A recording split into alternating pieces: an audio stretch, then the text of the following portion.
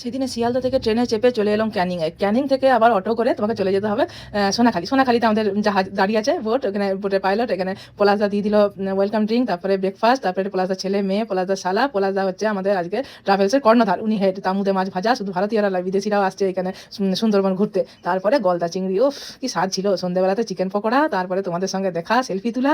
রাত্রেবেলাতে fried rice আর mutton. পরের দিন সকালবেলায় আবার চা দিয়ে শুরু, লুচি আর ছোলার ডাল, আর ছিল মোয়া। এইবারে ঝড়খালিতে চলে এসেছি, এখানে কুমির দেখলাম, বাঘ দেখলাম, আবার দুপুরবেলায় খাওয়া দাওয়া। তারপরে চলে এসেছি আমরা দোবাকির ওয়াচ টাওয়ারে চাপবো এবারে। ও কুমিরটাকে দেখছো, সন্ধ্যেবেলাতে আবার চাউমিন, মানে আমোদ প্রমোদে একদম ভর্তি। তারপর ঝুমুর নাচ, রাত্রেবেলা চিকেন কষা ভাত। এখানে আমাদের হোটেলটা দেখে কেমন। পরের দিনে আবার সকালবেলায় বেরিয়ে পড়লাম আমরা সজনেখালিতে, এখানে গ্রুপ ফটো তুললাম। তারপরে নান আর কাবলি চানা, পলাশদার সঙ্গে গল্প। তারপরে হচ্ছে বনবিবির মন্দির ঘুরলাম, ওয়াচ টাওয়ারের উপরে দেখে এলাম কিরকম লাগছে সুন্দরবনটা। তারপর লোকনাথ বাবার মন্দিরে গেলাম, সেখানে নাম সংকীর্তন। তারপরে দুপুরবেলায় মাছ ভাত খেয়ে সন্ধ্যেবেলাতে আবার ব্যাক টু প্যাভিলিয়ন চলে আসছি ক্যানিং থেকে বন্দে ভারত করে পাটনা।